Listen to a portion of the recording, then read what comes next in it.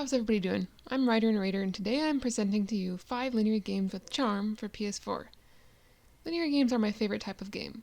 While open world games are fun, sometimes the grinding that is often required to complete them can start to feel like a chore. So I believe on occasion it can be refreshing to play a game that is straightforward and to the point. And though linear games are not as long as open world games, they can be just as intriguing and have very interesting gameplay. Not only that, one of their greatest traits is that they can lead you on a narrative adventure without any side missions or optional item collecting that may lead you astray from the main story. So with that being said, I'm now going to show you 5 great linear games with charm for PS4. This is kind of a mixed bag, but I do hope you find something you like. By the way, I'm going to put the estimated gameplay time next to each title. Starting off, we have Spirit of the North. This is definitely a more obscure title. It's a pretty simple game too, but it has good pacing and offers a fair bit of variety. The story is a bit mysterious, but what I get from it is that you are playing as a fox who is searching for help from a spirit in order to rid the land of a sort of plant-like blight. The fox ends up fusing with the spirit, and together they gather spirit power from blue flowers and use it to cleanse infected parts of the land and open new passageways. As you progress, you also unlock new powers that help you face the many puzzles and scenarios of traversal that are often timed or tricky. There are also monks hidden along the paths you travel that are actually quite hard to find, and it's your job to find and return to them their staffs so that they may pass on. However that sounds, this game never really becomes frustrating. In fact, it's a very relaxing game. There are no threats, so you don't have to worry, and you can really just take your time. My only complaint about the game is the music. It's nice, but at times it feels like the same song has been playing the entire game. But this doesn't ruin anything. So if you like foxes and want to go on a nice little adventure, check this one out. By the way, though I didn't show it, there is more to this game than caves and icy landscapes. At number 4, we have The Last Guardian. I know this game had a mixed reception, and I do agree the gameplay can be a bit clunky at times, but if you're craving a linear game, this will likely satisfy. This game is still very entertaining despite its reputation, and to me the magic lies in its world. You're stuck in temple ruins, and you have to find your way out. And of course, you have to do it with Trico, the most cutest, fluffiest chihuahua bird dragon ever. There are lots of obstacles to overcome with your new pet, and many instances where you'll need to feed him too. He eats glowing barrels, and I still wonder today why they're so tasty. Anyway, if you don't feed Trico, he may not always do exactly what he's told. I don't know if that's because of mechanics, or because they purposely wanted him to be a stubborn chihuahua bird dragon. But I never get sick of hearing that little boy shout, "Curry-cur! Curry-cur." It's just so adorable. Anyway, though it can be slow at times, I think in general the pacing isn't bad at all.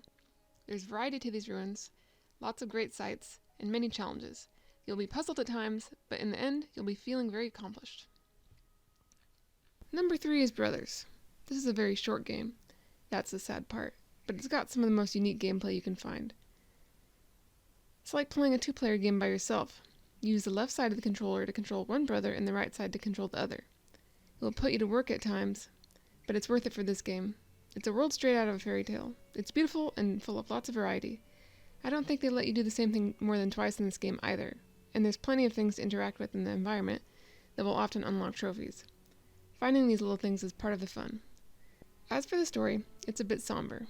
I won't go into too much detail, but these 2 boys have lost their mother, and now their father is sick. They have to travel to the farthest reaches of the land, more or less, to find some sort of medicine to cure him.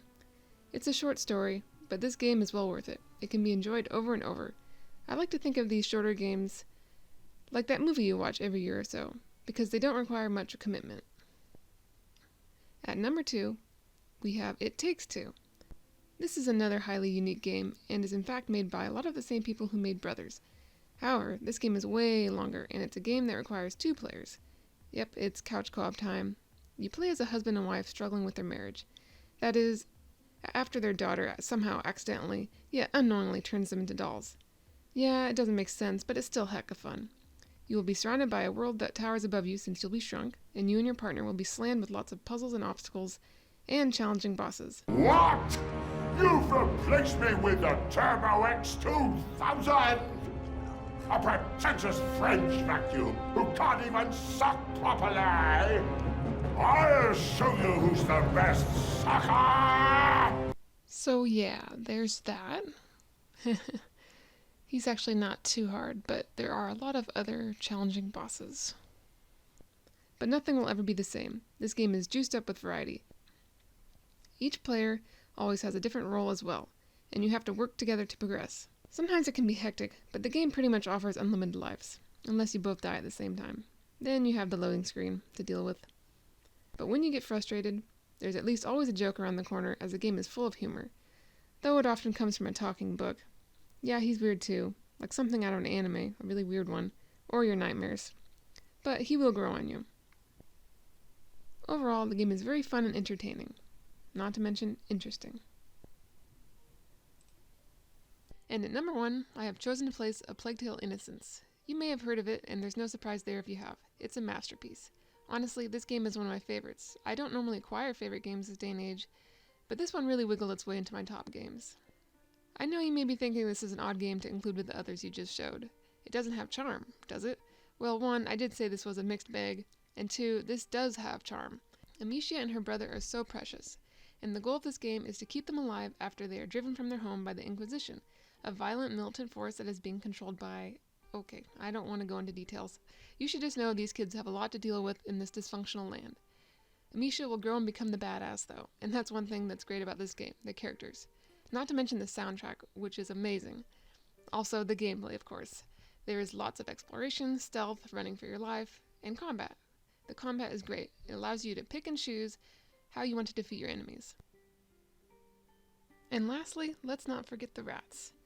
They make for an interesting enemy. So there you have it, A Plague Tale: Innocence. It's a fantastic game, but it is a bit grueling at times. This is a plague, of course, so it does get a bit nasty, but all of this sort of makes you connect to the characters. I mean, I'm certainly looking forward to the sequel, A Plague Tale: Requiem. I just hope it can live up to its predecessor. Well, thank you for watching my 5 linear games with charm for PS4. I hope to bring you a part 2 soon, with even more great linear games, and maybe a part 3. I'm always on the hunt for linear games. If you know of any good ones, please let me know in the comments below. It would make me very happy. And if you found any of these games intriguing, please like this video. Well, thanks again for watching, and I will talk to you later.